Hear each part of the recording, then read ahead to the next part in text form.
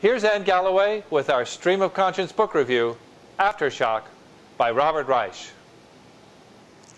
Complicated economic theories often make my eyes glaze over, but Aftershock by Robert Reich is eminently readable.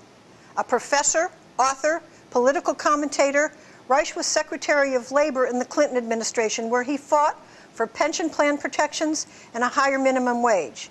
He now is a professor of public policy at the University of California at Berkeley and national chairman of Common Cause. In this book, Reich effectively links economic issues to the culture as a whole. Its major premise is that an implied social contract between employers and workers has been broken, and as a result, our society has lost a balance between the haves and the have-nots. Reich described similarities between the Great Depression of the 30s and our recession of the past 3 years. The Depression was characterized by widening inequality with vast accumulations of income by the wealthiest, taking purchasing power away from everyone else. The share of income going to the richest 1% of Americans peaked in 1928 at over 23%. It reached that same number in 2007. The wealthy tend to save or invest their money, thus depriving our economy of spending that otherwise could support business growth. Reich says that if income distribution gets too far out of whack, the economy should be reorganized to ensure that average citizens have enough purchasing power. During the Depression, the Roosevelt administration put workers' protections in place: minimum wage, the 40-hour work week, the right to join labor unions, better working conditions, health and pension benefits. In 1933, financial regulations were imposed on banking and the stock market. But in 1999, Wall Street's deregulation turned finance into the master rather than the servant of American industry.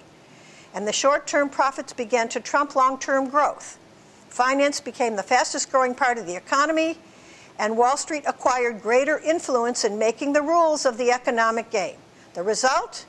More wealth and reduced taxes for the rich, union busting, reduced corporate payrolls, and benefits for everyone else. Large employers also moved their operations overseas, laying off American workers and hiring cheap foreign labor. This did lower production costs and produce cheap goods, but it left unemployed workers in the U.S. with no purchasing power, increased personal debt and borrowing. Reich asked, why did we fail to raise taxes on the rich and fail to cut them for poorer Americans? Why didn't we threaten the loss of U.S. citizenship to anyone keeping his money abroad to escape U.S. taxes? America could have expanded investments in R&D and required corporations that commercialize such investments to create new jobs in the U.S. We could have insisted that foreign trading partners establish a minimum wage so that all workers could share in the gains from global trade.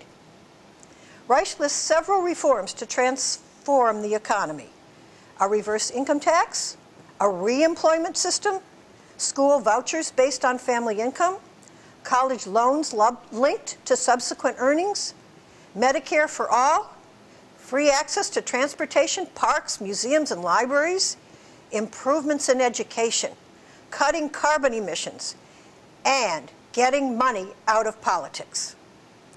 Inequality poses two threats. The first is economic. The other is political.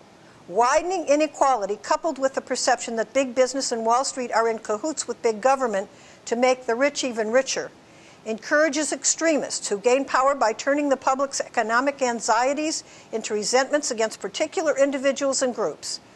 Reich asks, how much inequality can be tolerated? When bets go sour and the economy nosedives, who gets bailed out and who are left to fend for themselves? At what point does an economy imperil itself politically as large numbers conclude that the game is rigged? This has been a Stream of Conscious book review. I'm Anne Galloway. Thanks for watching.